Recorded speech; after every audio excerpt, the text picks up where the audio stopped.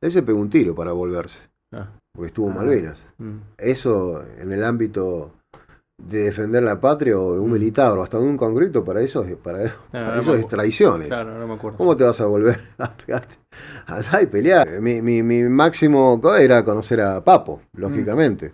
Entonces, bueno, el conejo Juliet, amigo de infancia, de adolescencia, iba mucho a la casa. Después él empieza a ser mediático porque tocaba una banda llamada Dulce 16. Sí, claro, yo los llegué a escuchar Para los tocar Dulces. rock and roll. Y ahí nomás se lo llevan los redondos. Ah. Mirá, Porque no ahí, sabía. ahí surgía Redondo y se lo llevan a él. Es más, el más mediático es Sky, pero él enseña a tocar ¿cómo es? Con el flash, los efectos. Después se perfecciona Sky, pero él es blusero de alma. Y después, cuando hace Racing, no quiere seguir más con los redondos. Después empieza a ser seccionista, graba con Cantilo y después lo lleva a Papo Blues 4 era. Cuando sacó, ¿te acordás? Blues local. Sí, claro. Bueno, blues local, la vieja, todos esos temas. Mi mamá todas las mañanas. Y bueno, me reencuentro con él así, digo, y bueno, me lo presenta, entonces, ahí en la cancha de ¿En la Tigre. casa esa no, en la famosa? cancha de Tigre. Bueno, Ah, el tema que lo veo un par de veces, después yo ya voy a visitarlo por mi cuenta, ¿viste? Voy con otro amigo que también en común de él, y le hice un día, porque no le resultaba difícil mi nombre. Mirá. Así como, ¿cómo era ese? Frankenstein ese que había traído una vez, porque le gustaba como hacía, le gustaba asado y pizza, ¿viste? Al Carpo. Al Carpo. Entonces, Juanón Lucero también es familiar mío. te iba a preguntar de eso. Estaba en Buenos Aires, en González Catán, me acuerdo. Bueno, la cuestión que fui a la casa de una familia, la familia, viste, a veces son de patios grandes, no estaba separada la medianera por bloques, sino por alambre. Era como esa familia estaban así, medio como que, no te digo que se llevaban mal, pero... Sí. Entonces, Se evitaban. claro, se evitaban y estaban haciendo un asado al lado. ¿Viste? Y claro, yo justo estaba mirando y me dio como una sonrisa porque me acordaba cosas de él. Ajá. Y claro, el hombre que estaba ahí, no sé qué vio, dice, ¿de qué se está riendo? Me dice, ¿viste? Dije, acá se armó la guerra, dije, de nuevo a empuñar. No, le digo, que están escuchando algo de mi tío, le digo, ¿cómo? Dice, ¿en serio esto? Vení, me dice, acércate. Me dice, yo lo amo, dice a Juan Lucero, Juano. me dice. Mi casa, me dice, vení, ¿podés pegar la vuelta? Claro, yo estaba con una familia, después tenía que explicarle de al lado que me habían venía al llamado. lado. Me dice, en el comedor tengo todo un mural hecho de tu tío. Y bueno, y se terminaron haciendo amigos por eso la familia. Mira, a veces la música Mirá como, cómo es la música. como unen cosas, ¿no? En esas cuestiones. En esos momentos era muy difícil para muchos conseguir trabajo. Sobre todo porque estaba ese estereotipo de que el que venía de una guerra estaba loco, ¿viste? Más allá que lo estoy yo, pero por otra cuestión, no de la guerra, no le voy a echar la culpa a En toda esa tu caso cuestión. no En fue mi la caso guerra. no.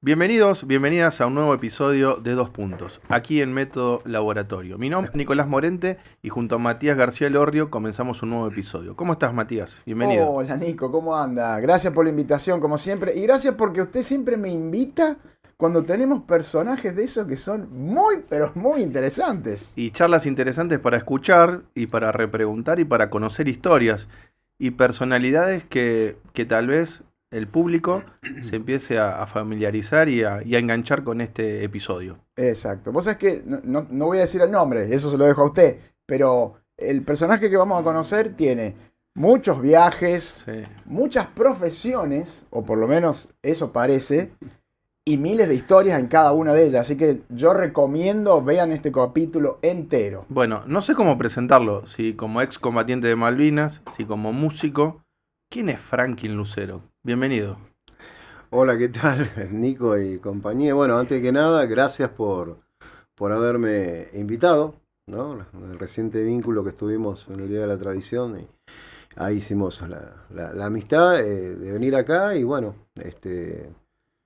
gracias también por tocar la temática justamente de lo que estás hablando, el tema de de Malvinas, que siempre es muy importante para nosotros los argentinos mantener la memoria de los héroes. Yo siempre digo, los héroes verdaderamente son los que murieron en las islas, mantener la memoria y también para que no claudicar el reclamo de nuestra soberanía, ¿no es cierto? Que ese es capaz en el transcurso de las notas un poquito les voy a comentar el trabajo que hacemos nosotros dentro de la asociación Malvinizando en las escuelas durante el año y bueno, desde ya cuando son todas las fechas que están relacionadas a nosotros. Es más, sumado ahora, que hace unos días se cumplió el aniversario de Alcaraz, Aparicio, el submarinista, que también es un héroe para nosotros.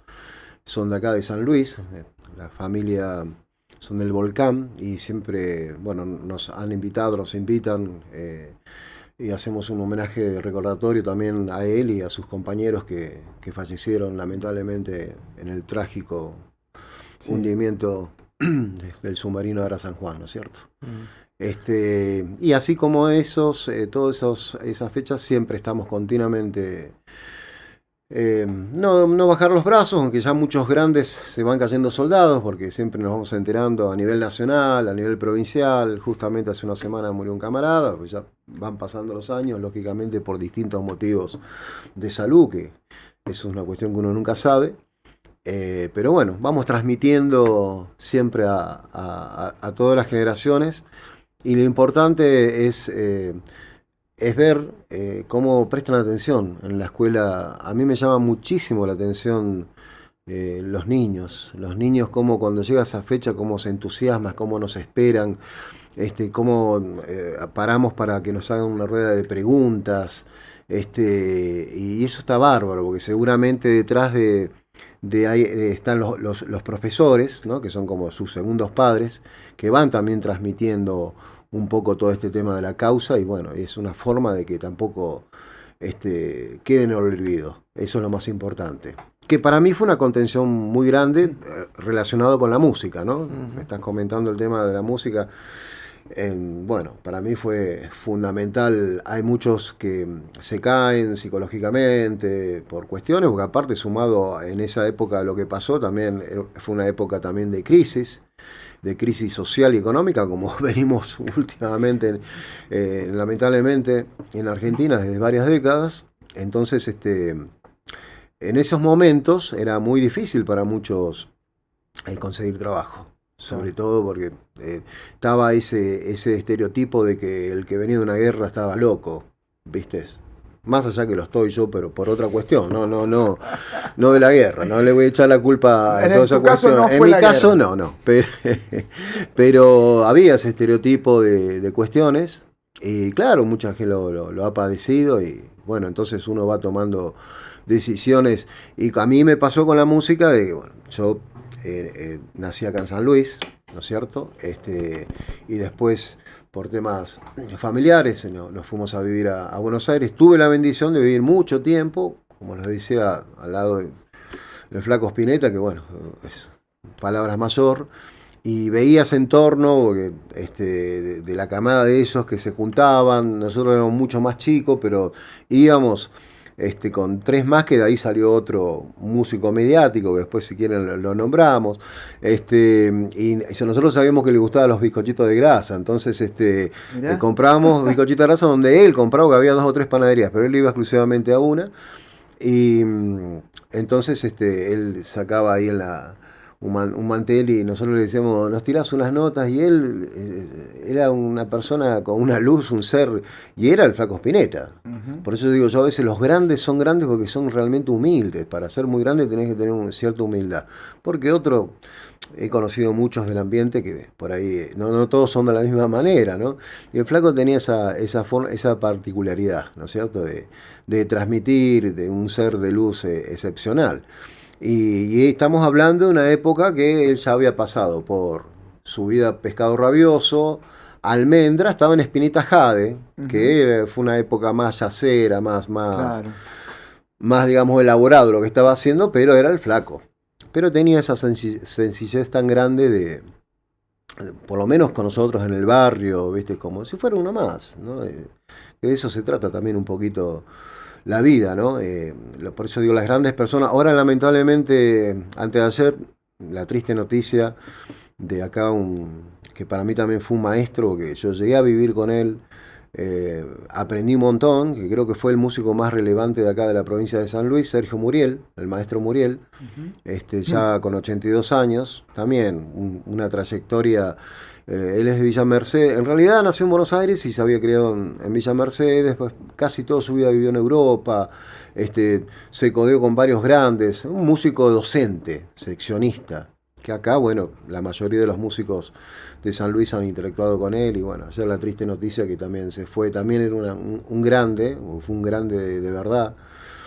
Si uno ve en estos 2 días los medios, han estado saliendo en la mayoría de los medios locales, incluso de España, porque él vivió mucho tiempo en España.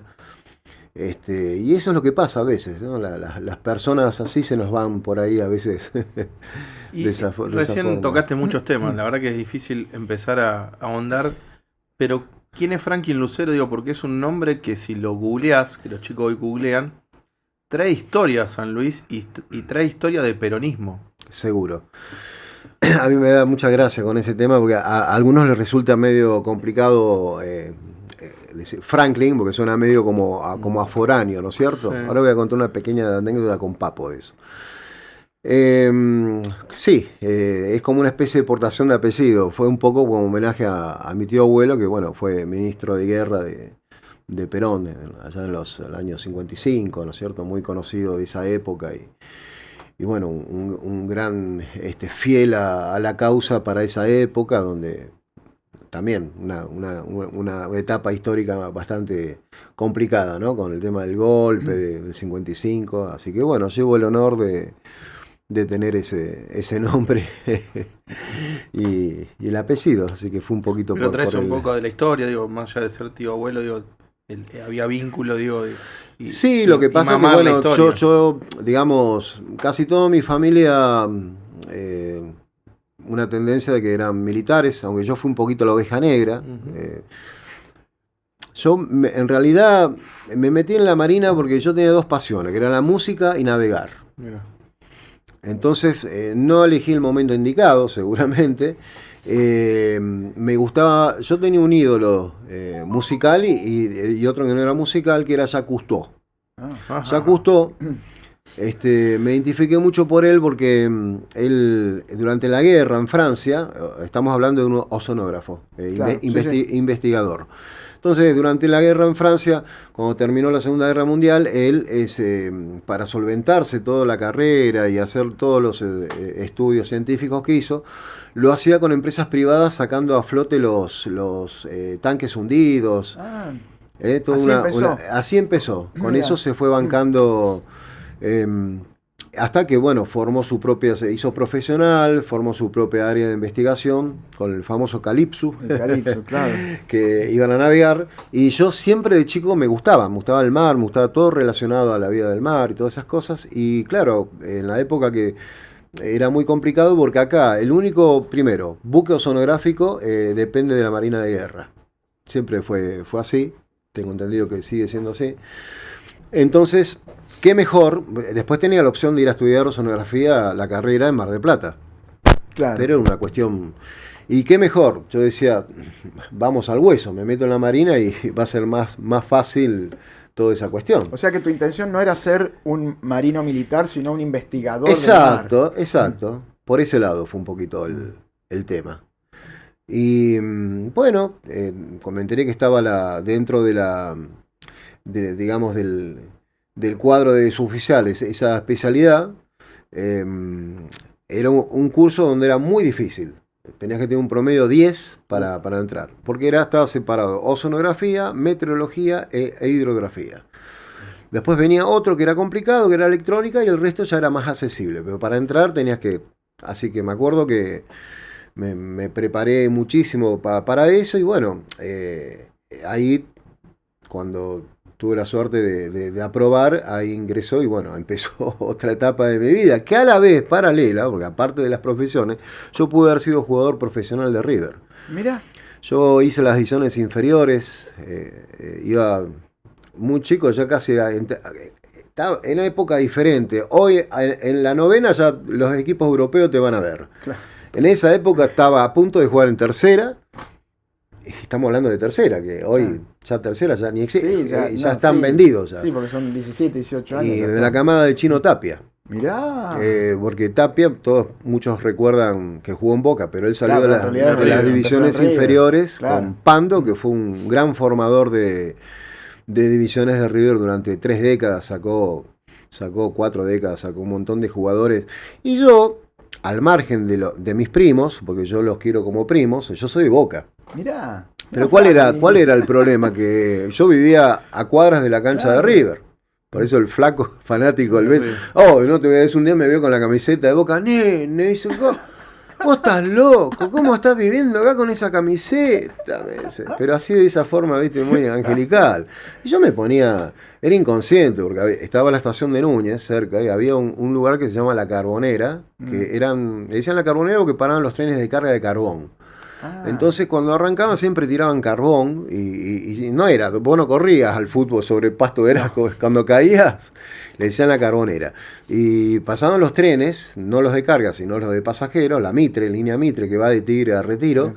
Claro, cuando me veían con la cancha de imágenes, se olvidaban que eras un niño, ¿viste? Te decían de todo. Y yo igual sacaba pecho, no me importaba. Cosas de inconsciente, porque la verdad que hoy no sé, ¿viste? Hoy lo pensaba. Hoy lo pensaba, con todas las cosas que pasa, ¿viste? La violencia de fútbol, todas esas cosas. Y bueno, también, paralelo a eso, estaba jugando, así que dejé un poco. Ya venía también con la música, porque yo ya había arrancado de los 12 años, 10 años, 9, me acuerdo que con el bajo arranqué yo. Yo era fanático hasta el día de hoy de Paul McCartney. Entonces me llamó la atención el bajo violín y me habían comprado un bajo violín, no Hohner, lógicamente, porque vale, un bajo alemán, un Fine, que era en esa época Fine, fabricaba. nacional.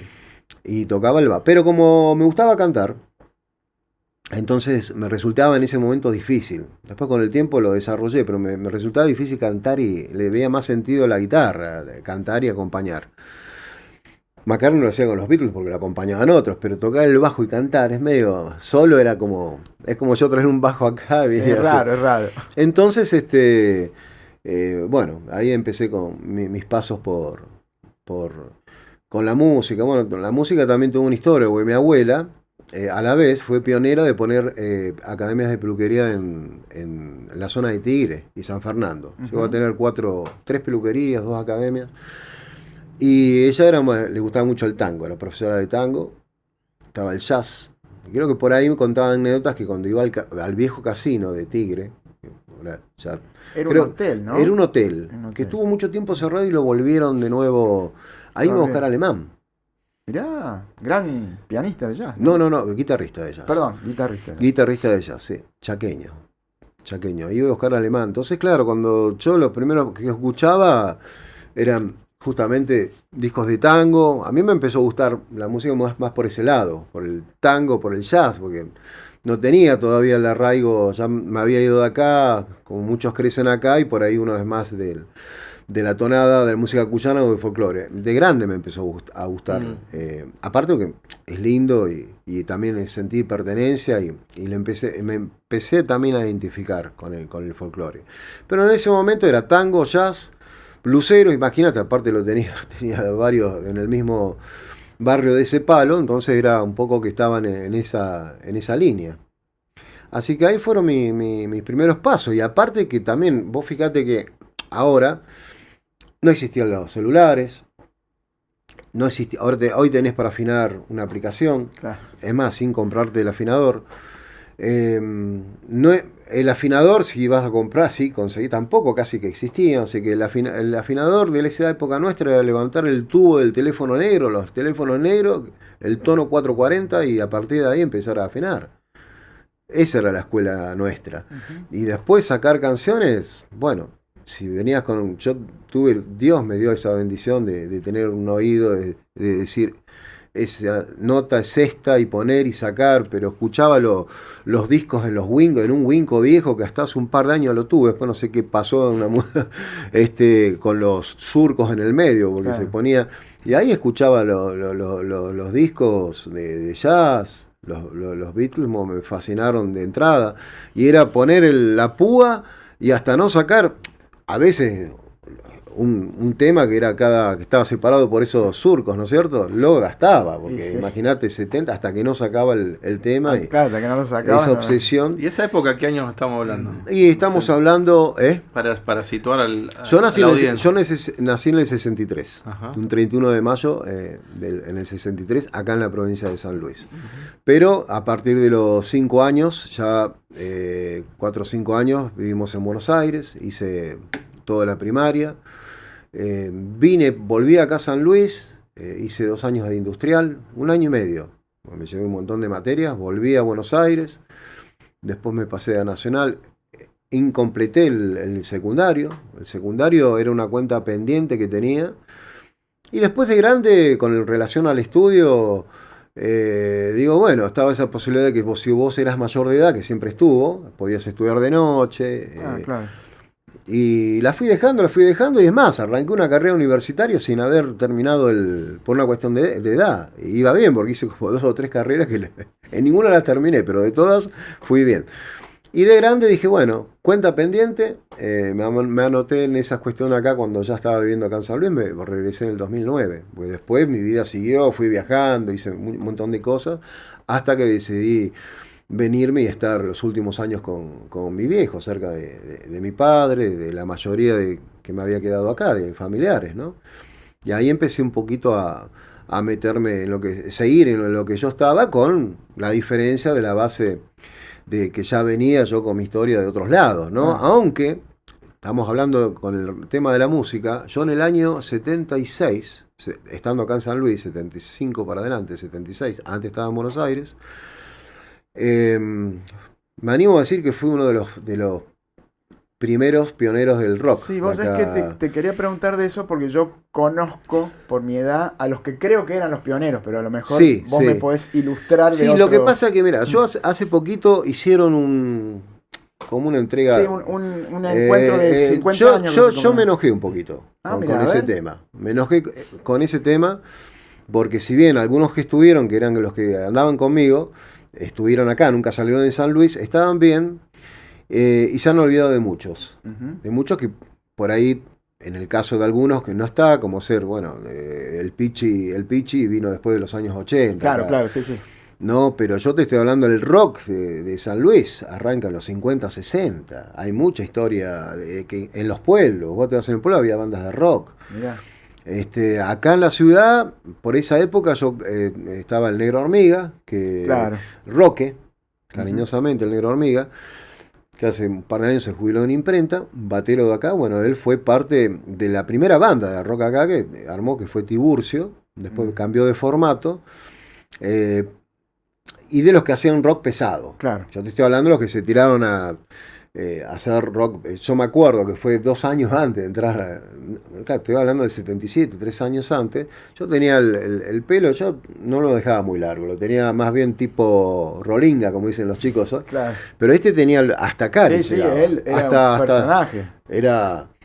Y claro, en esa Deep Purple, todas esas bandas influidas, entonces eran pocos los que... El verdadero rock, después también está el rock and roll, tiene muchas ramas, los rock del 60, 50, está el Sargento Pimienta, acá Sargento Pepper, perdón. Sargento Pepper. Hay otros, mismo Solo en su momento, cuando era joven, tengo entendido que hacía rock. Ah, mira. Sí, sí. Algunos que están en otro género, ¿no? Claro, ahora cuarteto, están en otro género. cumbia, pero hay muchos y así, muchos. Y bueno, me enojé un poquito con ese tema, porque bueno, tendría que haber hecho si vas a hacer algo, hacerlo bien, investigando, pidiendo material fotográfico o lo que haya, porque también hay que tener en cuenta por las épocas. Sí, sí. Lógicamente que a medida que pasan las décadas se fueron consiguiendo más cosas. Los chicos del Grupo Ciudad, pues, más o menos en esa época de los 80 para acá, bueno, fue una banda que fueron los primeros que hacer videoclip, Claro. todas esas cosas. Pero había muchos que habían quedado como que no hicieron algo que lo tendrían que haber hecho algo mejor. Bien. Entonces, planteé, después supuestamente iban a hacer, aparte lo tenían que haber hecho para toda la provincia, supuestamente después lo iban a hacer en Villa Mercedes.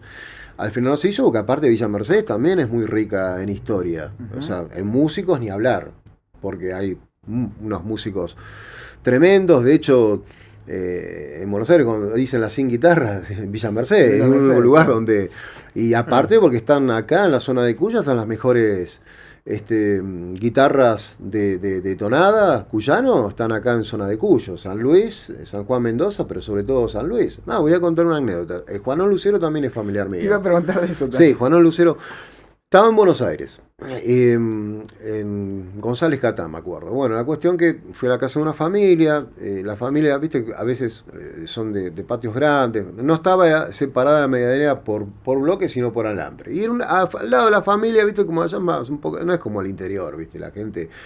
Era como esa familia, estaban así, medio como que, no te digo que se llevaban mal, pero... Sí. Entonces, se claro, se evitaban. Y estaban haciendo un asado al lado, ¿viste? Y empiezo a escuchar... Resistiré, estaban poniendo. Y claro, yo justo estaba mirando y me dio como una sonrisa porque me acordaba cosas de él. Ajá. Y claro, el hombre que estaba ahí, no sé qué vio, dice, ¿de qué se está riendo? Me dice, acá se armó la guerra, dije, de nuevo a empuñar.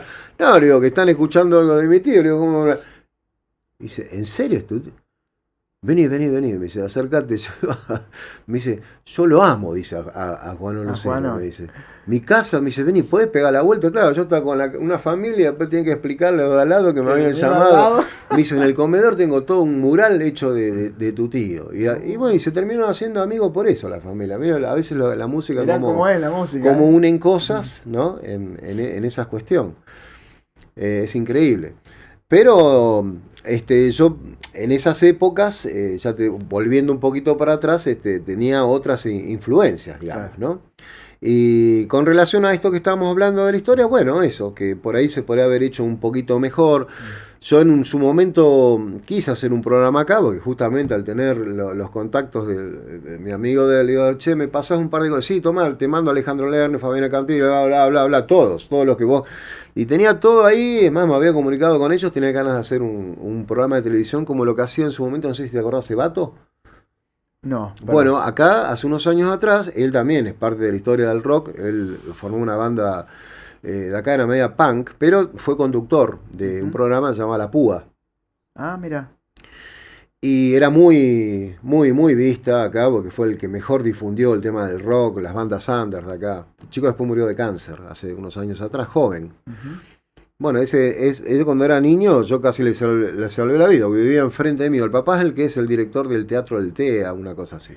Me estás hablando de Sosa, de Alejo Sosa, es el papá. Exactamente. Y su hijo, sí, no sé si no se llamaba igual. Exactamente. Alejo también. Exactamente. Sí. Que vivían en la Sarmiento. Totalmente. En esa época, él fue secuestrado por la dictadura. Claro, militar. Él estuvo preso, sí. Exactamente. Y él era chiquito, yo soy un poquito más grande que él. Era inquieto, una vez viste, le decía que el tráfico era... Y con la pelota estábamos ahí, bueno, quedó esa anécdota que casi lo agarra un coche y lo manoteé justo.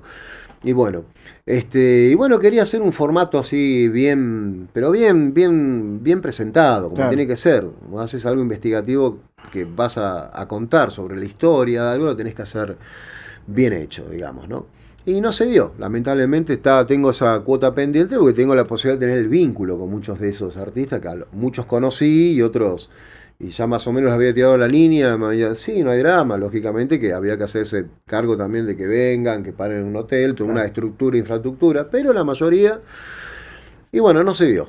Pero es lindo cuando uno va a hacer algo así, hacerlo bien hecho, hacerlo bien hecho, ¿no es cierto? Deberíamos recorrer la etapa de Malvinas hay mucho. De Franklin, ¿no? Sí, yo creo que va para varios episodios. Sí. Pero como Malvinas, digamos, por la clase de 63 y esos años, te toca la edad justa. Claro, lo que pasa que, bueno, ahí está. Yo en un momento, como les había comentado a ustedes, las circunstancias de Malvinas fueron varias, porque, digamos, muchos fueron por la conscripción, como conscriptos. Que de ahí viene un poquito el tema de la cuestión de la formación, ¿no? Del adiestramiento, ¿no? Que Claro. mucho se habló de todas esas cuestiones. Más allá de que yo no estoy de acuerdo con algunas cosas que ahora voy a recalcar, después otros fuimos por haber estado en ese momento que estábamos en una fuerza armada. Como en mi caso fue el tema de la Marina, como otros el tema del Ejército, o como los otros de la Fuerza Aérea, ¿no es cierto? Distintas circunstancias, distintos lugares estratégicos, en fin. Entonces, a mí, cuando yo ya estaba adentro, yo en realidad, si hubiera sido por sorteo, yo me salvaba. Saqué el de 0.33. Pero yo ya había arrancado en enero, ya había dado el ingreso para entrar a la ESMA, la Escuela Mecánica de la Armada. Y cuando viene la jura de bandera, yo ya llevo un año, todo me decía, porque estaba lo otro también. Algunos se metían para jurar la bandera e irse. Porque a partir del momento que jurabas la bandera, podías irte. Ah, mira, no sabía eso. Claro, porque viste que algunas estaban 2 años, según qué arma le tocaba, Claro, otro sí, tenías verdad. esa opción. Yo no, porque lo mío era una vocación pensando en el tema de lo que me gustaba hacer, que era la cuestión del estudio, ¿no? Conocer el mar. Después hubo otras cositas media complicadas, porque tuvo que ver también mucho con el tema, el hecho de no querer seguir también, ¿no? Al margen del tema del conflicto, Sí. digamos. Bueno, en la época, primer año no, pero para hacer un pantallazo, estaba estudiando sonografía, tenías materias, supongamos, biología, ¿no es cierto? Determinadas materias relacionadas a la carrera, y por ahí, ¡pac!, desaparece esa materia y te ponen su versión en Tucumán. ¡Pac! Su versión era como un, viste, lavado de cerebro. Claro. Yo vine a estudiar esto, me salió. Me meten esto. Y más para la edad que tenía, yo poco que entendía. De hecho, perdí provisoriamente uno de mis mejores amigos, con el tiempo lo entendí, porque el padre era un médico psiquiatra muy conocido y que fue justamente delante de la familia. Entraron, ¿viste? Bueno, lógicamente estaba metido en la cuestión también, porque ese es otro tema también, ¿no? La gente que por ahí lamentablemente no tuvo nada que ver, como la que tuvo que ver. Hay que ser un poquito parcial también con esa cuestión, pero bueno, él creo que era activista del Partido Comunista, una cuestión así. Y bueno, entraron en la casa y chau, nunca más. Entonces, imagínate, yo contento, por eso te digo, me da cómo se viven las circunstancias. Había entrado, salgo la primera con el traje de gala. De gala. Iba a decir de gala, pero no me animé porque no sé De si gala, sí, ese es un traje, teníamos 3 diferentes, el azul que estaba de desfile, el blanco interno, después teníamos otro de cursos así, tipo comando, esas cosas. 4 uniformes. Bueno, y salgo a visitar, claro, imagínate cuando llego, mira la madre, sobre todo la familia, entonces un silencio, todo, todo, salimos a hablar, me dice, mira, el hermano mayor, no te lo tomes a mal, pero no queremos que vengas nunca más, dice, porque por este motivo, claro, y ahí es como empezás a tomar un poco de conciencia de toda esa cuestión, ¿viste? Después está lo otro, también lo que vas viviendo, ¿viste? Yo estaba en un lugar donde cuando nos tocaban hacer guardia, porque tenía la Escuela Mecánica de la Armada, estaba por Libertador y tenés por Avenida Lugones. En la principal, no, hasta que no terminas primer año no hacías, mandaban todos, digamos, de segundo año para arriba. Al principio te mandaban como para pagar derecho de piso atrás a los Lugones. Y ahí las calles eran todas garetas de cemento, ¿viste? Y pasaban y nos tiraban. Bueno, había ataques, ¿viste? Entonces, y vos entonces ahí empezás a ver, porque vos estás. Después otro tema. Pues yo te estoy hablando de esto con 17 años. ¿Me entendés? Cuando. Ahí vos estaba, por ejemplo, después, cuando nosotros teníamos un capellán, padre Kilian, que después, con el tiempo, supuestamente la versión es que lo aniquilaron adentro por pasar información, porque él colaboró con el libro de los derechos humanos de Sábato. Bueno, yo de hecho cuando me voy fue todo un tema. Él fue un poco mi padrino. Y después pasaban cosas que por ahí vos decías, viste, adentro estaba, después de las 10 de la noche, bueno, había atrás en el fondo eran módulos. que más o menos sí, pero las cuadras, las ventanas no eran comunes, eran ventanas de hierro. Se cerraba herméticamente y vos no veías, No no, veías ni no escuchabas escuchabas nada. nada. Por ahí escuchabas lejanos famosos helicópteros que se hablaba de que bajaban y levantaban ya muchos y Claro. los mandaban arrojaban al mar o al río, exactamente. Lo mismo que esa cuestión que te digo yo de escuchar cosas adentro, porque viste, yo me acuerdo que después uno ve la historia, yo estuve acá, decir, ¿cómo pasó esto? Y yo, ¿cómo puede ser? No escuché, no vi nada. No se escuchaba versión porque los grupos de tareas salían a las 2 de la mañana, 1 de la mañana, a esa hora estaba todo el mundo durmiendo. Salían los que eran grado para arriba, o sea, todo para manejo de información interna. Y de ahí, bueno. Pero, por ejemplo, nosotros cuando a veces quedábamos presos, una forma de decir, por determinada cosa, que quiere decir que no salíamos de Franco, nos quedábamos ahí dentro de un salón y bueno, cada uno hacía para distraernos lo que uno contaba chistes, o la mayoría eran del interior. Yo me habían apodado Elvis, porque ya Mirá. tocaba la guitarra y siempre por eso hermano Elvis me decían ahí en esa época. Bueno, y así y estaba la versión esa que en el casino había una puerta corrediza, que había pasos. Claro, pasa que todo eso era subterráneo. ¿Era subterráneo? Ah. Algunos, otros era capuchita arriba, bueno, en fin, había distintas cosas que después uno va viendo, leyendo, porque muchos te preguntan, vos imagínate, pero che, vos tuviste, sí, tuve, pero a ver, yo no fui nunca a un operativo Claro, de esto, nunca sacó, fuiste. porque viste, no estaba, no tenía el grado, aparte, los tipos que se manejaban eran con 5 años que estaban adentro y en algo secreto, armado, viste, esas cosas. Pero bueno, fue una época, por eso te estoy diciendo, en este contexto del estudio, de cómo también se cambiaban las cuestiones, viste, que no era tampoco color de rosas. ¿Me entendés? Toda esa cuestión de que vos ibas a estudiar y era... Sí, claro. Tenía esas cosas. Esto te estoy hablando 80, Claro, ya 79, era 80. Yo en el 78 empecé a hacer el ingreso, el 80, después viene el 81, después viene el... ¿Y cómo te enterás de la ocupación de Malvinas? Porque Bueno. la recuperación, en ese momento se decía que era la recuperación. Sí, bueno, también eso, todo fue muy, muy secreto, porque todos piensan, ya en los años, antes del 82, en el año 80, ya había trabajos de inteligencia que se estaban haciendo la Marina en Inglaterra. Y ellos ya habían detectado eso. Y habían advertido. Y esos trabajos de inteligencia, creo que ahí estuvo metido el capitán Astiz. Haciendo trabajos de inteligencia porque querían ver cuál, o sea, en realidad la idea iba a ser otra. Pero bueno, después se desenvolvió en Malvinas. Imagínate, hubiera sido otra cuestión, hubiera sido un peligro. Entonces ya habían detectado ellos esa cuestión. Y se rumoreaba por ahí, pero muy a lo largo, porque a ver, nadie supo, o sea, era todo muy... Porque, a ver, había una coordinación y una descoordinación a la vez. Porque si vos fijate que cuando se arma el conflicto, hubo muchas fallas que si hubiera visto una coordinación previa, no sé hasta qué punto... El tema de que igual no convenía, porque si vos te pones a leer el libro en castellano, el libro del almirante, que ahora murió hace poco, el almirante que era de esa época, almirante de la Marina inglés, ellos tenían la orden de que no se iban a ir con las manos vacías. Tenían una orden de tirar un torpedo nuclear a Córdoba y al centro político Buenos Aires y a Córdoba.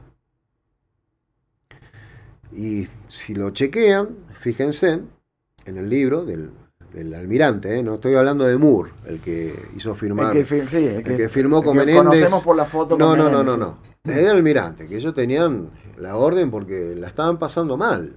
Estaban pasando mal con el tema, estaban perdiendo muchas fragatas, para colmo ellos habían calculado un tiempo y cuando hicieron cabecera de playa, justo fue el momento que la Fuerza Aérea le hunde los principales barcos de pertrecho, entonces todo eso que ellos tenían, no sé cuántos helicópteros en King fueron al fondo de agua, con eso hubieran evitado un montón, se tuvieron que hacer a pie todo el trayecto hasta Puerto Argentino, que no hay joda. todo el trayecto con médanos, con arenas movedizas, con los pertrechos, entonces todo eso también. Y se encontraron con resistencia de muchos soldados que todos dicen, no eran chicos, éramos chicos sí, a ver de la guerra, pero muchos estaban bastante entrenados. De hecho, el que matan, al que más rango tenía ellos, paracaidista de Brigada Roja, de los grupos SAS, tipo que tenía más experiencia en guerra, táctica, estrategia, medallas por todos lados, ahí lo matan con cripto. Por eso a veces... después hay otro tema también, que viene al caso, ¿no? ¿Vieron la película Iluminados por el Fuego? Ujú. Sí, claro. ¿Ustedes tienen una opinión? ¿Alguna vez le comentaron a algún excombatiente que piensan de eso? Escuché que no les gustó mucho lo que combatiente. Alguno, no sé si es la versión de todos los... ¿Pero por qué? No sé si recordaba bien lo que había pasado, no recuerdo la crítica. Él se pegó un tiro para volverse, Ah. porque estuvo en Malvinas. Mm. En el PI, nosotros, eso en el ámbito de defender la patria o de un militar o hasta de un concreto, para eso es traiciones. Claro, no me acuerdo. ¿Cómo te vas a volver a pegarte? Andá y pelear. Lo que no recuerdo, Porque- en la Sí. película no lo muestran así o sí. No, Ah, por eso. no, está bien, no, está bien. él Está vivió basado en y él, después claro. contó, se hizo director, contó su Sí, sí. Está bien, está versión, lógicamente. ¿Estamos hablando que- de Edgardo Esteban? ¿Es esa película o no? Creo que sí, ya no me animo. No, Claro. a Nicolás Casanseu y a varios combatientes de guerra, digamos, que habían criticado la película, pero bueno, Sí, siempre sí, sí. hay discusiones. Claro, lo que con las pasa que por películas. ahí, a ver, muchos vienen, después algunos fueron profesionales de otro ámbito, otros llegaron capaz a los medios por ser una persona pública o en este caso un director de cine, después pueden contar su versión. Porque, Claro, a ver, claro. a Sí, ver, como es vos libre, tendrás la tuya de como otras yo puedo cosas, sí. contar lo que viví dentro de la realidad o no. Porque Claro. también el mensaje un Bueno, poco... lo que acabas de decir de la escuela mecánica, vos estabas ahí y la verdad que no tenés te enteraste, pruebas de haber claro. visto nada Claro, de todo claro. lo que se Está después se bien supo. que, a ver, el golpe de Estado fue en el 76. Está bien, yo ya cuando entré, si bien agarré 2 años más de proceso, ya el grueso había Sí, sí, pasado. por eso digo. Por eso Vamos a digo. convenir eso. Sí. Capaz que por ahí 2 años atrás hubiera visto cosas. Claro. Sí me parecía raro porque yo llegué a hacer guardia adelante Ujú. en el último año y entraban los Falcon y a veces te das cuenta que entraban con algunos para abajo, ¿viste? Mm. O sea, evidentemente ya venían pero después de ahí a escuchar, no sé, gritos o... Sí, o todo lo cosas que así. se sabe Claro. de la escuela mecánica, obviamente vos no viste nada. No, ni tenés no, pruebas no, de no, nada. no, pero yo te estoy diciendo, a ver, digamos, si bien era el proceso, la época de la dictadura militar, no, capaz que fue muy fuerte entre el 76, porque bueno, el golpe Claro. de Estado, ahí vino todo en la cuestión sistemática de todas esas cosas, ¿viste? No solo ahí, sino también en otros lugares también. Sí, sí, claro. Entonces fueron 3 años, hasta que Jimmy Carter denunció, porque por uno que se escapó ahí de la... Sí hay una anécdota que me acuerdo siempre, mirá que yo, viste, no soy de creer en, como dicen, brujas, pero que las hay. A mí me resultaba raro algo, había una historia ahí que le decían el AMPA sin cabeza. El AMPA significaba aspirante naval de primer año. Ajá. Entonces, cuando estaba en primera, ANSA es aspirante naval de segundo año y ANTA es tercer año. Está. ¿Está bien? En primer año, justamente en esos lugares donde nos mandaban a hacer guardia, había un AMPA, que era de primer año, y bueno, y había, supuestamente había una profesora ahí adentro que era montonera. La descubren, se da cuenta que la descubren y se escapa, pero no por la puerta principal, porque ya sabía que estaba en el horno. Entonces se cruzó todo para atrás. Cuando llega a ese puesto le pide fuego al conscripto y le da fuego, ¡flac!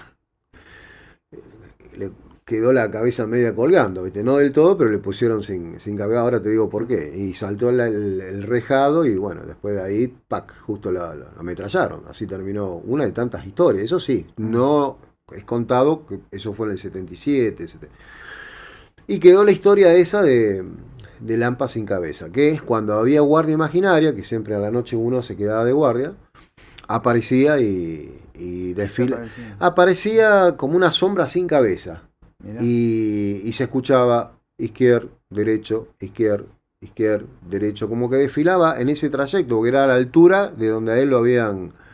Y Decapitado, yo, parece. claro, y yo alcancé a creer o no, viste, que no sé si alguno se habrá puesto, viste, qué sé yo, algo, pero viste que a veces los chicos también Y juegan con eso, hacemos claro. bromas, La viste, leyenda. claro, viste, pero que estaba esa historia, Pero pasó.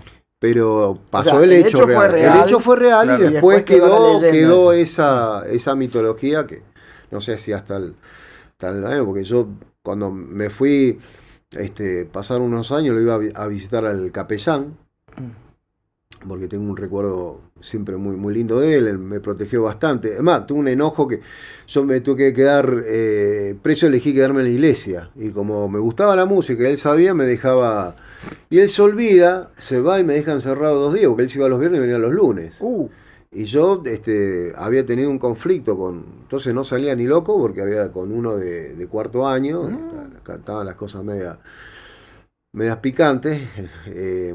Y claro, 2 días, vos sos joven, tenés un hambre que te querés comer. Sí. Y agarré y me metí en la oficina de él. Y digo, tiene que haber quedado algo para comer, unas galletitas, digo yo, aunque sea, ¿viste? Unas galletitas de agua, porque a él le gustaba criollitas, con un tecito. Y hago así, abro el armario y veo una mermelada y veo un frasco así, pero como de 2000 hostias, ¿viste? Dije, acá me bautizo para toda la vida, pero yo de hambre no me voy a morir, ¿viste? Agarré el plato, tiré las hostias, mandé la mermelada y empecé a darle. Tengo que racionar 2 días comiendo hostia. Me bajé un frasco, creo que era Noel, no me acuerdo. Un abrazo a la ¿Cuándo? comunidad religiosa. ¿Cuándo llega el lunes? Yo para colmo me había quedado como monaguillo hasta que me dieran la baja de él, ¿viste? Me había quedado como monaguillo. Dice, hijo, me dice, nunca un padre que le salió el insulto completo. Hijo, dice, hoy vamos a dar catequesis, qué sé yo, tal hora, dice, vamos a tocar, viste, canciones de... Dice, prepárame la ropa, cuando tenía toda la ropa, viste, cómo se prepara. Claro, la capellán. Cuando llega el momento, dice, las hostias, había un frasco de hostia, dice acá, padre, le tengo que comentar algo. Dice, no, después, dice, ¿dónde están? Porque faltaba 1 hora para... No, es que de eso le tengo que comentar. Y usted se fue, se acuerda que me quedé encerrado. No. Algunos compañeros me tiraban manzana por la ventana, pero no aguanté. Y me dice, ¿qué hiciste? Yo me acuerdo, polaco era él. Había nacido en Polonia, padre Kilian. Y me lo comí, padre. Hijo de... Y no me dijo la mala palabra. Se puso colorado, pero ¿cómo te vas a comer? ¿Qué sé yo? Y yo encima de broma le digo, bueno, estoy bendecido para... Me mandó en penitencia a rezar 3000 Padre Nuestro al lado de un teclado. Padre Nuestro, me dice, bueno, ahora rezás 3000 Padre Nuestro, después no sé, Ave María, y después él se fue. Entonces yo cuando iba, yo decía, Padre Nuestro que está haciendo 2001, Padre Nuestro, cuando venía se iba salteaba de 80, ¿viste? Cuando venía me hacía el agotado, dice, bueno, está bien, hijo, ahora... como ese fue mi perdón, ¿viste? Pero y después me encariñé, ¿viste? Pobre, porque cosas que te quedan, ¿viste? De algo que me contabas, digo, volvemos a Malvinas, sí. De la rendición que me hablabas de que tiene una historia que años después se rinde. Claro, porque muchos por ahí, no sé si, o porque no fue contado, no sé, como la difusión, ¿viste? Todo me dicen, sí, porque nos rendimos, porque se rindieron por esto, por el otro, y todo. Mucha gente, la rendición fue, vamos, cuando llega Moore, dice que ellos no aguantaban una semana más. Estaban sin pertrecho, pero que si apresuraban, hacían un desastre. O sea, tampoco no aguantaba Puerto Argentino, iba a ser una masacre. Esa era la realidad. Entonces llegan a un acuerdo.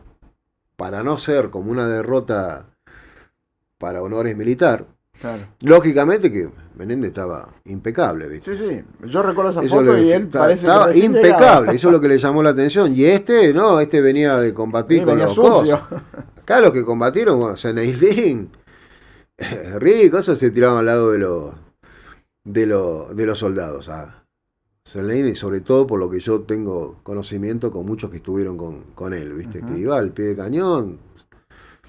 Pero nunca se movió. Bueno, la cuestión es que cuando llegan ahí, para no hacer, firman un cese de hostilidades. Entonces queda como un cese de hostilidades. Se Eso entrega técnicamente en la guerra tiene alguna Claro, porque definición. un cese de hostilidades es parar provisoriamente la guerra. O sea, se paró provisoriamente la guerra con el arreglo de entregar las armas, Claro. irse. No fue tampoco una derrota, rendición formal. Pasaron los años y entró el gobierno, no Alfonsín, sino después de Carlos Menem, Menem. que Cavallo en ese momento era ministro de Defensa. Canciller. Entonces, él va y firma, pero todo así, un pacto secreto, que tampoco se... Claro, esto no se supo, o sea, no fue público. No fue ese, no. No, imagínate que estaba todo muy reciente, 82, a los 89, 8 años, había heridas muy abiertas, ¿viste? Entonces se firmó en España. Ujú. Ahí la rendición, que por eso también tuvimos que hacer cargo, porque vos cuando, como derrotado, tenés que hacerte cargo de la cuestión económica. También de ahí viene la cuestión es esta, como se le dicen, cuando a uno lo sancionan, por eso tampoco nunca más se pudo comprar armas tampoco. Claro, Argentina está sancionada por Gran Bretaña en varios... OTAN, Gran Bretaña, bueno, después ahora con estas cuestiones, pero más políticas también, ¿no? Porque bueno, viste que ahora está viendo, hubo compras Argentina perdió mucho la cuestión de defensa. Claro. En todo. Salvo el ejército, porque siempre acá tuvo fabricaciones de tanques muy buenos. Claro. Pero la Fuerza Aérea no. Todo lo que era Fuerza Aérea venía de esa época, venía de los Mirage franceses. Los Pucarás se hacían acá, pero no eran aviones supersónicos, eran más bien para combate local, digamos. Y así, por eso también hay mucho... Y también porque la hicieron un desastre también, nunca las rearmaron con todos estos economías y de vueltas y vueltas, nunca, viste, o sea, una suma de una cosa y la otra. Pero ahí se tuvo que pagar mucho las consecuencias. El tema es que nunca salió a la luz bien el tratado. Vos decís, bueno, a ver. Cuando vos lo dijiste, a mí me llamó la atención porque yo, la verdad que soy bastante curioso. Me gusta conocer todo, sobre todo de Malvinas en adelante. Sí. Y la verdad que nunca había escuchado en ningún lado, ni había leído, ni nunca me enteré de eso. Sí, entiendo ahora muchas cosas a partir de esto que me acabas de decir. Claro. Justamente el hecho de que, bueno, Menem también con Estados Unidos, viste que hay una relación. él firma Exacto. la destrucción del Plan Cóndor, que era también ese Ni misil que Argentina estaba haciendo. En ese momento, claro, imagínate que era un misil intercontinental que llegaba tranquilamente acá a Malvinas, entonces era un peligro para los ingleses, era un peligro. No hacía falta ni siquiera de mandar los aviones de las plataformas continentales, o sea, mandar un misil de eso y ya está, se terminó todo. Por eso, acá la capacidad, bueno, en ese aspecto de los científicos y toda esa cuestión, vimos esos que Francia mandaron, los mandaron sin activar. Los activaron acá, sin tener las claves casi. O sea que fue toda una ingeniería manual. Toda una ingeniería manual para poder activar y el que falló, que era el que no tenía que fallar, el que fue en el portaaviones, hubiera sido un desastre ahí. Porque vos imaginate que es la madre de toda la fuerza. Cuando vos vas a otro, es por el mar, ahí se maneja todo. Claro. Te quedás sin. Ellos tenían esa cuestión de 3 turnos diferentes de pilotos. 8 horas descansaba uno, dormían y salían, después salía otro turno, después salía otro turno, continuamente. Y parece que no, pero eso también es una estrategia para ir avanzando. Es un tema muy largo de hablar de Malvinas, la guerra en sí, la parte estratégica, porque después tenés lugares cuando ya ellos, una vez que hicieron cabecera de playa, ahí es como que ya se hizo muy difícil, más allá que, claro, porque ya ellos empiezan a avanzar con la tecnología que tenían, armas nocturnas, que acá también había, pero no alcanzaron a mandar todas. Acá los grupos, por ejemplo, de la Marina, yo puedo hablar de la Marina, los Lagartos tenían infrarrojas. ¿Viste? También había muy buenos mirá, había la historia del así como está esa del ruso en la época de la Segunda Guerra Mundial con los alemanes, acá había un francotirador que los estaba volviendo locos a ellos. Había matado como a 30, 40. Y ellos pensaban que eran varios francotiradores. Y era uno que se iba moviendo por distintas zonas, iba bajando. Entonces, llega un momento que lo atrapan. No lo matan. Y cuando lo atrapan, le dice el grupo de SAS, dice, no lo matamos nosotros, nuestro regimiento tenemos un código de honor. Que cuando en este caso se hubiera caído en otro, porque tienen varios, así como está acá, ellos tienen distintos grupos de mercenarios, comandos. Dice, pero vas a tener que ir a hacer la fosa de todos los que mataste. Y se tuvo que poner que él pensó después de que haga la fosa, me van a bajar. Me empujan en una, dijo. Claro. Che, ¿y esa persona vive? ¿Está viva? ¿Sabes algo de él? Hasta hace unos años atrás estaba viviendo. Porque a veces, viste, vos te vas enterando. Yo, por ejemplo, más que nada, tengo en mi grupo con los de la Marina, suponete. Después otros. Claro, según la asociación y van tirando cosas, yo me voy enterando. Mira, tal falleció, este fue el que falleció, que estuvo en tal. Claro, otra vez, por ejemplo, tengo algunos que, bueno, el que había bajado, la única baja que fue, porque, a ver, el tema era no matar a nadie cuando fue la toma de Malvinas, estratégicamente fue excepcional, hasta ellos dicen, porque ese es el tema, se arriesgó a menos un civil, porque ahí hubiera sido diferente el formato legal. Mira, hace 2 semanas tuvimos un congreso que me dio mucha pena, porque no sé si fue la difusión, 3 semanas. Vinieron acá al Puente Blanco, al Berta, vinieron 5 pilotos de los que todavía viven, que hundieron casi todas las naves. Sí, se me pone la piel de gallina porque es impresionante que te cuenten ellos, aparte de las travesías que tienen que hacer. Porque era una cosa, era como un Fiat 600, los Esquiwach eran, ¿viste?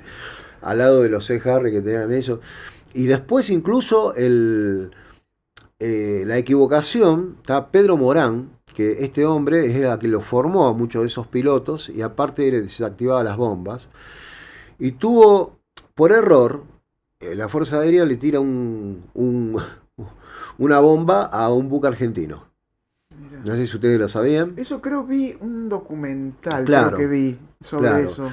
Porque ¿qué pasa? Cuando ya está todo que la Marina no pudo participar, se sabía que no había ningún barco argentino, entonces vos imagínate, a la velocidad supersónica que va vieron ahí el buque mercante. Eso, era un buque mercante. Un buque mercante. Sí, era la empresa Elma, ¿te acordás de Elma? Totalmente, cuando sí. existía empresas de líneas marítimas argentinas. Líneas marítimas argentinas. Claro, pero no estaba en el cronograma, no estaba en el cuadro de operaciones para la fuerza. Entonces le tiran y no explota. Claro, no explota. No explota. Y este hombre que estuvo acá contó que fue y tenían tantos minutos, claro, y la desesperación, porque a ver, el hombre tranquilo estaba preparado para eso, pero decía acá, me equivoco la espoleta, un cable mal y volaba él, el barco, todo. Es impresionante como el detalle, y esas son cosas lindas también de tenerlo en cuenta, porque son parte también, más allá del conflicto, sí, claro. De todo lo que hubo que...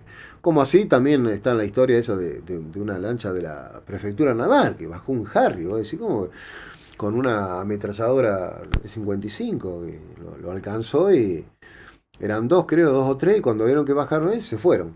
Pero uno de los compañeros de esos murió, se arrastró hasta ahí, hasta agarró la cosa y le empezó a tirar. Hay muchas historias heroicas muy grandes, incluso, ya te vuelvo a decir, que no eran gente de cuadro, o sea, que no eran militares, como decís, bueno, tienen una formación...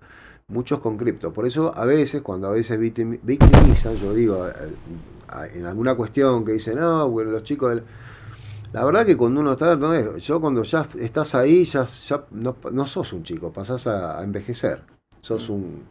Ya pasás a ser alguien que en la grande. película que recrea la vida de Margaret Thatcher, no me acuerdo si es la serie o la película que la vi, si ella no tomaba esa medida de hundir por fuera de la zona de guerra al buque, Inglaterra no ganaba la guerra. Si no hunde el crucero General Belgrano. No, esa es la visión que tiene Inglaterra, que si no tomaba esa medida, la guerra la ganaba Argentina. Claro, lo que pasa que llevaba muchos pertrechos, o sea, Después Argentina, a medida que pasó el tiempo, también se iba quedando sin pertrechos. Claro. Estaban los Hércules que se arriesgaban, pero más que nada llevaban comida, ya no tenías espacio. Y sí, no le importó porque estaba fuera de la... Ni tampoco nunca murió, pero tampoco hubo un enjuiciamiento sobre eso, porque fue un Sí, coso eso fue de lesa entiendo humanidad. que fue un eso. crimen de guerra eso, ¿no? Exactamente, eso fue un crimen de guerra. Y que no era el objetivo ese. Yo creo que se los dije, oye, el objetivo era el 25 de mayo. Cierto que dijiste eso, lo del Ese era el porque portaaviones, ¿no? claro, Perón le quedó en el radar, eso es un objeto gran, pensaban que era el 25 de mayo, y en realidad el 25 de mayo venía, lógicamente, a muchas yardas, Mucho mucho más más atrás, atrás. con otra fragata. Se dan cuenta que habían detectado submarino y la avisan, pero que ya el verano ya era tarde, Claro. ya lo tenían en la mira. Vos nos dijiste que en caso de haber ido, te hubiera tocado ir en Sí, ese sí, buque. sí. ¿Eso ya lo sabías o lo suponías? Y sí, porque éramos, digamos, yo por mis propios compañeros, era la especialidad que hubieran mandado. Claro. Maquinistas, ozonógrafos, hidrógrafos, eran casi dentro de, digamos, después al margen que va un grupo de cocineros, Sí. específicos para la flota, pero eso... Pero los eso técnicos marinos Sí, seguro sí, hubieran ido. sí. Contale a la gente por qué no pudiste ir. Bueno, en tantas materias que teníamos una clase de taller, que le decíamos taller, que ahí veíamos todo lo que era como era un equipamiento de buzo y otras cuestiones más. Y bueno, estaba la mesa de trabajo, que como una bancada que había morsa, y había un tanque de buzo por la mitad que estaba para soldar y había quedado flojo. Entonces nosotros teníamos otra de las ropas que teníamos, que era la ropa de taller, que era gris, una chaqueta gris, un pantalón gris, y bolsegos de seguridad. Que algunos lo llevaban, era obligación, algunos lo llevaban, otros no, pero como a veces teníamos pegado gimnasia, entonces a veces algunos con la zapatilla, y en esa época la zapatilla que nos daban era la flecha, ¿te acordás? La flecha. O la Pampero, que era peor, porque la flecha tenía esa puntita de goma. Claro, por lo menos tenía una puntera, es verdad. La Pampero ni La eso Pampero tenía. no, la Pampero era un Era pedazo, casi una un alpargata trapo. de goma, por Sí, así era decirlo. un trapo. Y ella se mueve la bancada y se me cae. Entonces me pegan el dedo izquierdo, gordo, el dedo gordo, más grande. Sí. Claro, la uña me hace como una gilet. Y me quedo, casi pierdo el dedo. Entonces, bueno, me tuvieron que... De ahí, lógicamente, vine mi retraso que también... Porque yo a la vez tenía que rendir materia. Ah, porque y te fuiste quedando por eso. Claro. Ah. Y me interné porque casi pierdo O sea que fue grave. ¿No? Es Sí, que fue una- sí, no, así me quedó como una rebanada, entró en la uña y me quedó el dedo así colgado, digamos. Ah. Hace poco me pasó algo parecido, pero con un pitchfork, me quedó el talón medio colgado. Me agarró necrosis, que yo ni sabía lo que era, casi se me muere Claro. el talón, ¿viste? Por la espuma del perro y todas esas cosas, ¿no? Así que bueno, y eso hizo que fue justo que me Claro, estuviste saliera internado, entonces eso Claro. te limitó a no poder ir. no sacan de la lista y entonces después pasa el tiempo, después viene todo este tema del verano, que ya a la vez la Marina ya cuando ve toda la cuestión de que no puede estar más en el teatro de operaciones, porque ya sabían que estaban los submarinos nucleares ahí, Claro. entonces se alejan prácticamente, queda solamente el ejército, lo que estaban, y la Fuerza Y la Aérea. Fuerza Aérea. Y a la deriva de recibir petrechos desde el continente con los Hércules, ¿no? O buque mercante en este caso, Claro. ¿no? Que se equivocaron. Y bueno, y ahí se dan cuenta que los ingleses también ya sabían que estaban atacando las pistas truchas, como quien decía, ¿viste? Ellos ya saben que las bases ya estaban acá en el sur. Claro. Eran bases que estaban secretas, camufladas, ¿viste? Había 5 bases diferentes, una San Julián, Comodoro Rivadavia, Gallegos. Entonces, de ahí salían todo el teatro de operaciones de la Fuerza Aérea. Y dormían ahí prácticamente los pilotos. Entonces, también toma la decisión de ellos de ahí donde vienen que empiezan a querer atacar el continente. Entonces, toma la decisión, la orden de venir al continente nuestro así, sin ningún tipo de despajo, arrasar todos los aviones y matar los pilotos. La orden Claro, era esa. O sea, no obviamente. solo... Porque ese era su problema para ellos. Sí. Fue su gran problema, si vamos al caso, más allá de los grupos de resistencia que había en Montequén, Gus Green, 2 hermanas, que estaban los grupos comando, con muchas distintas fuerzas que estaban haciendo la resistencia ahí, ¿no? Pero el problema de ellos era ese, la fuerza aérea, porque era lo que le estaban bajando le trajo un perjuicio casi un 60% de las naves, millonadas de que se fueron al mar de armas, misiles, pertrechos. Entonces dijeron, listo, vayan ahí. Entonces, para eso están los grupos especializados. Nosotros que le decimos la Marina, no sé, en las otras fuerzas, los lagartos, ellos tenían el SAS, que son los grupos de asalto más famosos que hay por hacer grandes operaciones, aunque los israelíes son bastante... Entiendo que hoy los israelíes son los más avanzados, sí, ¿no? Sí, no, y antes también, mirá que han entrado acá en Argentina. Sí, acá. Han entrado acá y se han llevado se han llevado gente de acá. Se han llevado gente de acá. Así que imagínate vos que ya viene de años. O grandes operaciones que hicieron también con te salvás de estar en combate, digamos. Claro. Pero me da la impresión que a Franklin le hubiera gustado. Sí, yo creo que sí. Sí, tal cual. Pero hoy si me decís... A pesar de que vos aclaraste que tu idea no era ser mi idea no marino es... de guerra, pero sí... Él tenía alma de navegante, como claro, dice la canción. Claro, como Serrat. ¿No es cierto? Serrat, alma de navegante. Palito Ortega. No, porque hay un tema de Serrat. Sí, también. Serrat creo que habla del Pero la de Palito es alma de navegante. Sí, tenés razón. Sí, pero mi bandera va adelante y mi corazón detrás. Si hoy hubiera sido más allá que soy amor y paz, porque pero estaba la patria para mí, porque uno cuando dice patria piensa en la familia de uno. Claro. Decís, no me toques mi familia. Claro. Entonces yo hoy soy el primero que voy y me anoto. No tengo problemas. No, dejo todo. Dejo todo y me voy. Más allá que es inútil. O sea, a ver, vamos al caso. Las guerras son inútiles, generan caos, generan pérdidas económicas, generan retraso de todo tipo. Vos dices, más allá de todo esto, vos fijate que yo les conté, yo tengo una hija que está en Inglaterra. Claro. En un momento, casi no nos hablamos por un momento, porque yo a mi hija no la vi desde hace mucho tiempo. Y me contacto con ella porque la madre era media hippie, era amor y paz, entonces era anti-celular, anti-computadora, todo. Entonces la ubico a ella, la puedo ubicar cuando ya empieza a ser más grande en las redes, a través de una especie de Sadaic acá, ahí me entero que ella también escribe y todas esas cosas. Mirá.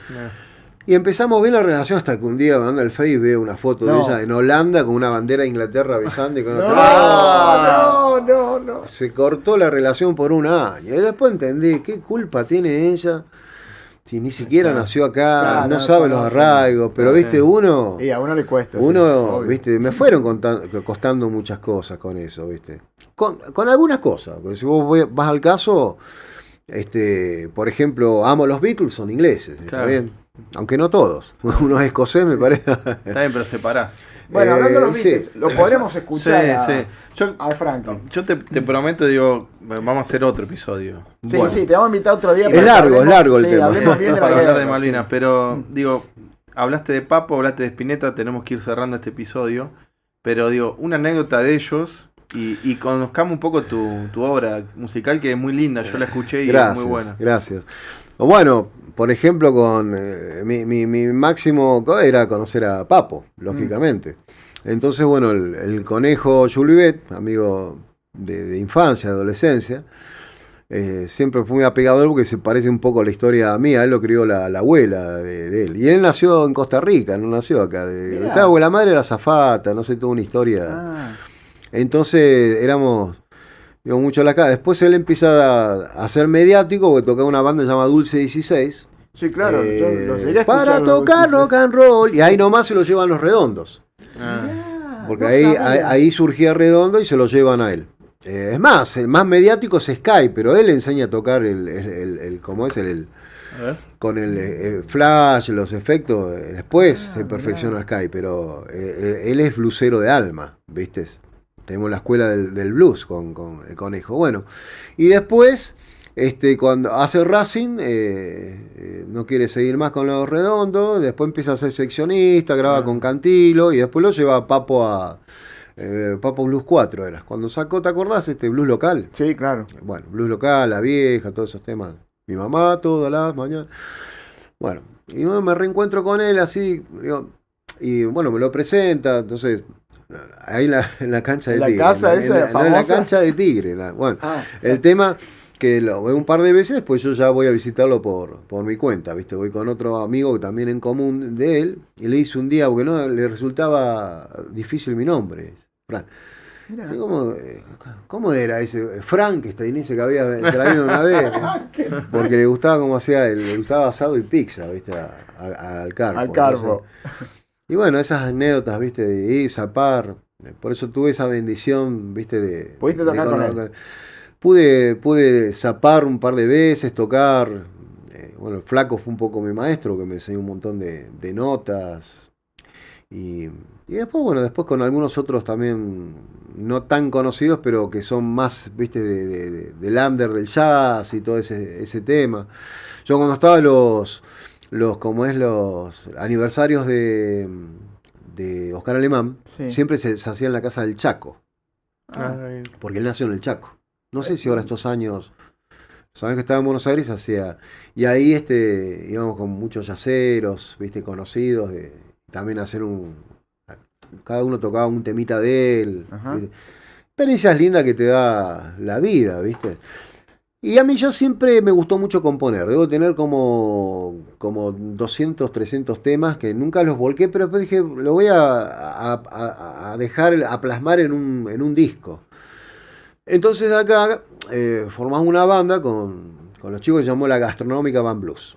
Viste, que la mayoría, como yo en ese momento estaba con mi hermano, bueno, ahora tengo otra actividad, trabajo en cultura como profesor y en el Ministerio de Seguridad, pero en ese momento estaba con mi hermano, él tiene una cadena de comidas rápidas, de restaurante, y después el que tocaba la batería manejaba el gremio gastronómico, al otro también le gustaba, entonces, ¿qué le ponemos a la gastronómica? Empezó como un juego en realidad.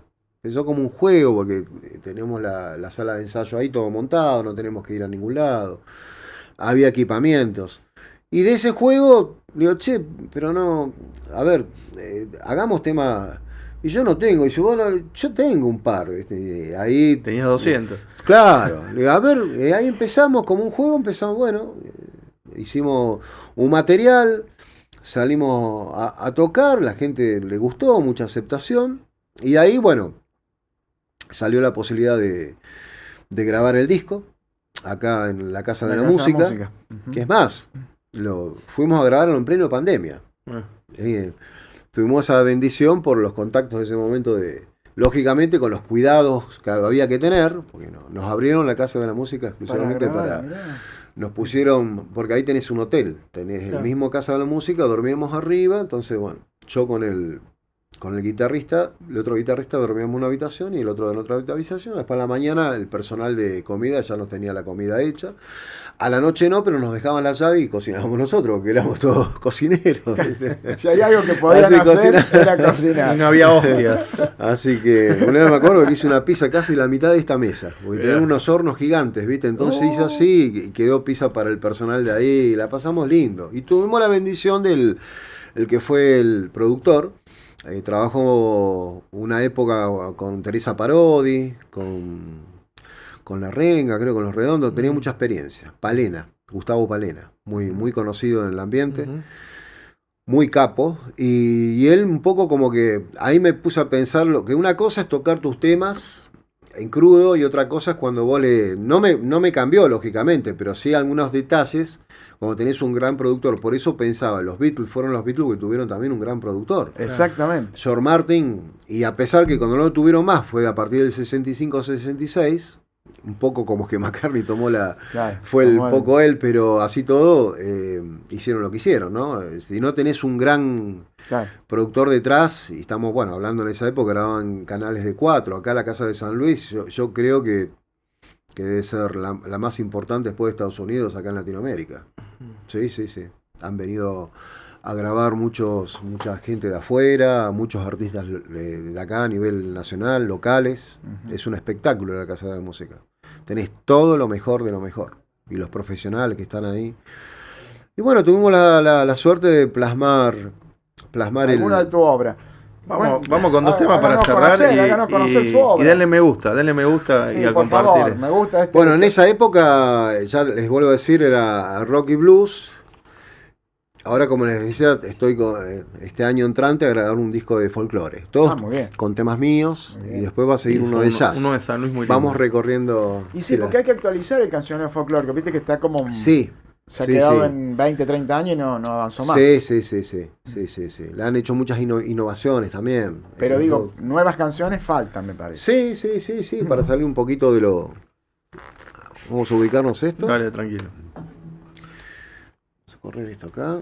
Pónganse cómodos, que no Frank. interfiera. Cable, acá, este. A ver, vamos a ver si te podemos ayudar desde acá. Vamos, para que no...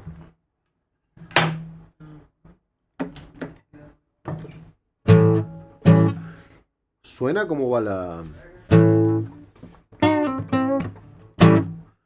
¿Cómo va ahí? Yo me escucho poquito la guitarra. Dice que se escucha bajito, chicos. ¿Vamos? Abajo acá. A ver, fíjate. ¿Sí? ¿Vamos bien ahí? Ahí va queriendo. Bien.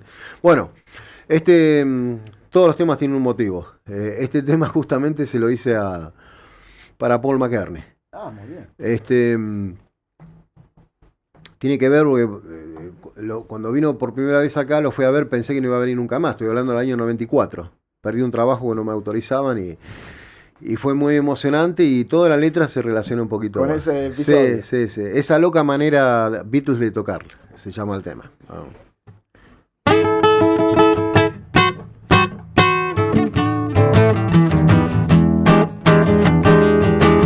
Fue en diciembre por la noche la velada infernal. Yo iba en una nube hacia el Monumental. Sospechaba que tenía que encontrarme con un viejo amor. Había cincuentones, cuarentones también. Muchos jóvenes rendidos a sus pies que cantaban sus canciones que a mí me erizaba la piel. Oh yeah, yeah. Son las notas del karma que brillan el alma de aquel bajo violín. Yeah. Un coro de ángeles murmulla lo bajo, un aura sin fin. Oh yeah. Medito la experiencia que me toca vivir. Conduzco mi coche hasta la Penilei. Esa es tan cargosa que me dice déjalo ser. Después de anochecer de un día agitado, me encuentro excitado como un chico malo. Solo quiero escuchar música de rock and roll. Oh yeah. Son las notas del karma que brillan el alma de aquel bajo violín. Yeah. Un coro de ángeles murmulla lo bajo, un aura sin fin. Oh yeah. Oh yeah. Oh yeah. Oh yeah. Oh yeah.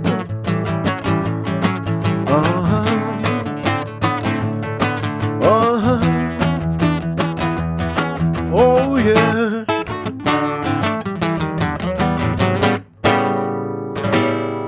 ¡Qué grande, Frank! Gracias. Espectacular, Fran. Muy bueno. Muy bueno ese recorrido, ¿eh? Muy lindo. Sí. Dijiste tiene- todo ahí. Sí, en el Monumental. Muy no me bien. olvidé de lo. Muy bien, todo. Es que había Casi- sido, casi- había sido ahí Casi fue un pedazo de tu vida ahí contada, ¿o no? Sí, más o menos. Fue muy lindo porque, viste, cuando vos vas y decís, ya ahora el men tiene 80 años. Yo cuando fui en 94, estamos hablando 20 años menos, ya era grande, 60 grande. años. Ahora un poquito como que se nota el brillo de voz, pero en ese momento era igual. Mirá.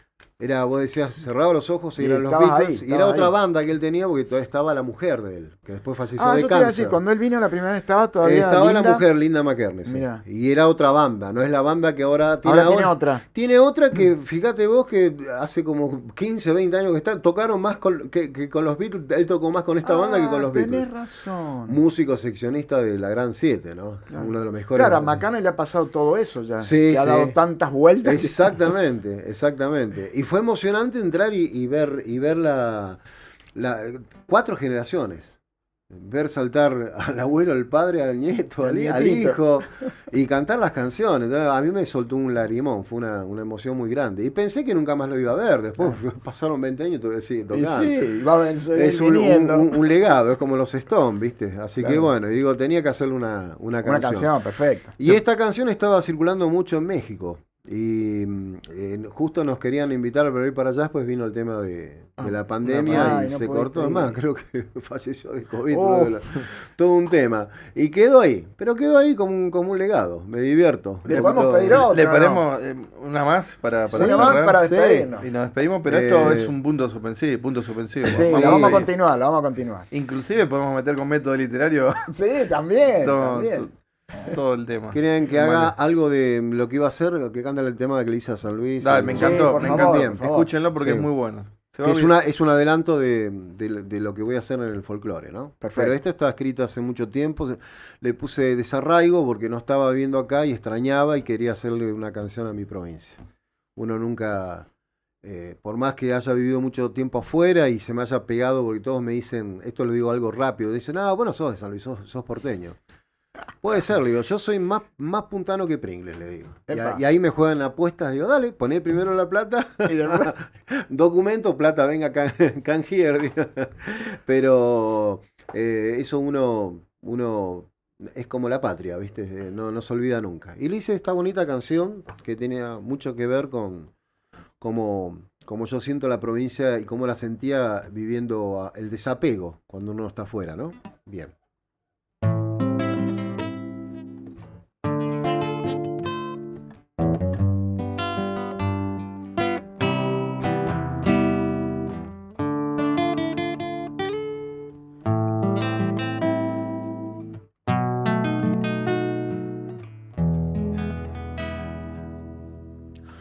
Cuando uno se aleja de la esencia y de la tierra en que nació, producto del destino que la vida la amparó, jugando a las escondidas con el propio corazón, de pronto la nostalgia pide volver a vos.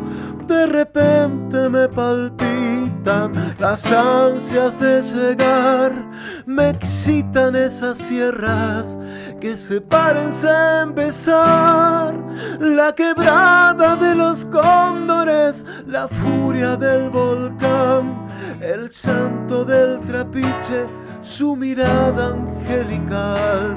Ay, San Luis, ay, San Luis, ya no sueño más con ese cielo triste gris. Te veo pintoresco como la cúspide del sol que se pierde en el horizonte dejando su calor.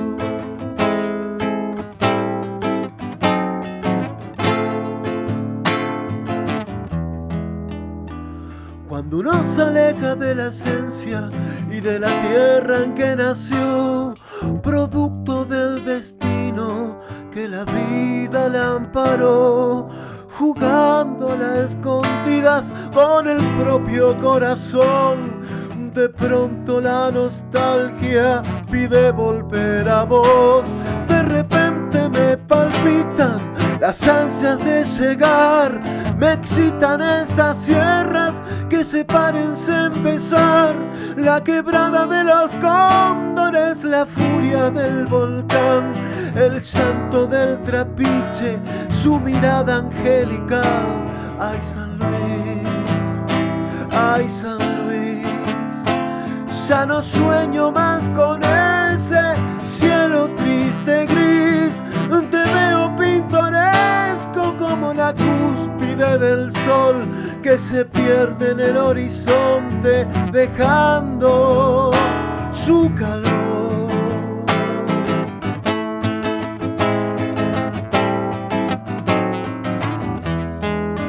Dejando su calor. Espectacular. Muy bueno. Gracias. Muy bueno. Gracias. Muy bueno. Gracias. Espero que La les haya... furia del volcán. Qué buena esa frase. El llanto del trapiche. El llanto del trapiche, su El mirada llanto angelical. por los sauces. Claro, claro. Los vientos cuando los Sí. mueven. Es lindo. En realidad quise escribirlo como una poesía y después le puse música. Bien. Una cosa así. Siempre arranco por ahí. Trato de... O sea que te gusta primero escribir la letra sí, y después sí, la sí, música. sí. Viste que no hay un patrón para componer. Por ahí, muchas veces hago estructuras musicales y nunca les pongo las letras y las dejo. Ah. Pero generalmente cuando empiezo a escribir, ahí surge algo y me dejo llevar. Además, ¿sabes que me encantó? Que el Franklin se ve que además es un muy buen intérprete. Porque vos cuando... Disculpen, estuve con anginas. No, sí, con placas. nadie se dio cuenta. Estoy tomando todavía amoxicilina. Nadie se dio cuenta. Pero, perdón. Porque cuando hiciste rock and roll, fuiste un rock and roll. Sí, Y ahora que hiciste una canción Sí. quizás más melódica, más... sí. No sé cómo... Quizás vos la tenés mejor definida, pero le pusiste otra impronta. Sí. Que eso, viste... El que crea una canción quizás es un gran creador y después Sí. cuando la interpreta la tiene que interpretar otro porque a lo mejor no le sale bien. Tengo un tango. Mirá. Si quieren, se lo hice a Maradona. Yo me tengo que ir al médico, pero lo dejo. Un pedacito. Dale. Un poquito, un poquito Hace breve. un pedacito. Dale, ¿Saben qué? Porque después del día le cuento la historia, cómo fue. Esta fue la despedida de Maradona. Ah, me acuerdo. ¿Está bien? ¿La pelota no se mancha? Sí. Bueno, una odisea para llegar ahí. Tenía la entrada. ¿Sabes lo que pasa? Se para el tren en San Isidro porque un perro de oro no iba sin bozal. Oh. Se empecina el guarda y la mujer se empecina que no quería poner el guarda. Ya ahí perdí 20 minutos. Llega el tren a Retiro, tomo el subte. El subte hace 2 estaciones, se corta la luz. Uf. ¿Qué pasó acá? Puede pasar horas. Me tiré por la ventana del subte, me caminé todo en oscura. Me dice, loco. Dice, no, yo soy grupo comando, veo en la noche, déjame, no me querían. Y me escapé. Y bueno, hice así casi toda una estación a otra en oscuras. Si venía la luz, Chao. no, ya sabía que tenía que ¿Contra la ponerme pared? contra la pared y de costado, porque los subtes pasaban. Llego a la estación, llego caminando, transpirado, todo, entro a la... Y bueno, pude Pudiste entrar.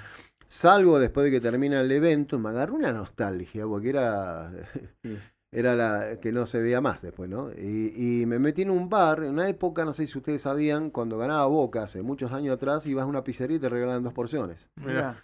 Bueno, fui a una pizzería, no me regalaron, por supuesto, había cambiado la... Las reglas cambiaron. Pero agarré una servilleta y le escribí un tango. Siempre soñé con dárselo. Ese creo que es el sueño que me va a quedar toda la vida. Pero lo voy a cumplir por otro lado. Voy a contactarme con las hijas y se lo voy a dar. Muy bien. Esta es una buena oportunidad para que lo vea. Lo vea.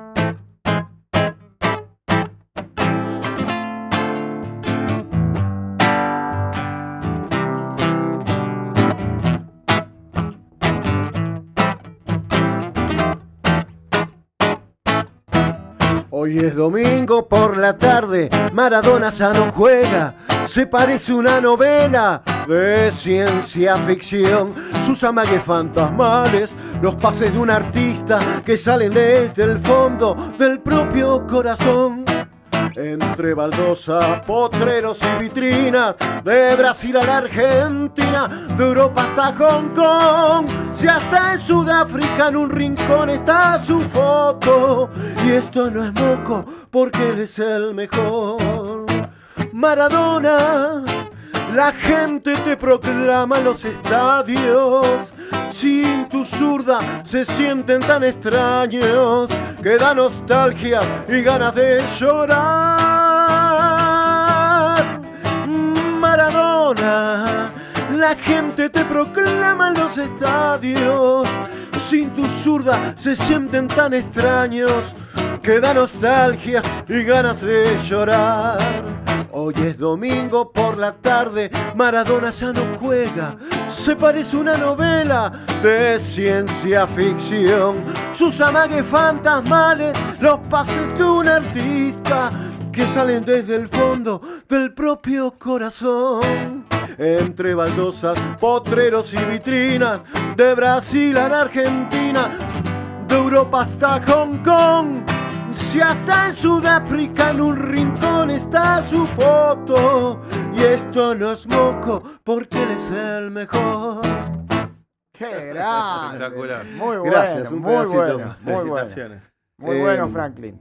Gracias por el respeto, el cariño, y me sentí bárbaro. Bueno. Y gracias Genial, a la genial. audiencia que vieron, cariños a todos. Darle me gusta, compartan y este Sí. tema de Maradona va a empezar a girar. Háganlo circular, háganlo circular. Gracias. Bueno, gracias por, por No, haber venido y no. aceptar la invitación. Por favor, gracias a ustedes. Gracias por mantener presente, más que la cuestión musical, que me encanta, pero ya les digo, mi vocación es enseñar, es la docencia. Y se nota. Sí, por el tema del tema de Malvinas, de no dejar nunca la causa. Nos vamos a reencontrar Para con todos ese tema. esos héroes. Vamos a dedicarle a Malvinas, que en abril Gracias. se va a venir la fecha otra vez. Y no es hablar solo en abril, es hablar todo el año. Todo el año, todo el Malvinas. año. Muchas gracias. Gracias Franklin. por todo. Gracias. Nos vemos en el próximo episodio.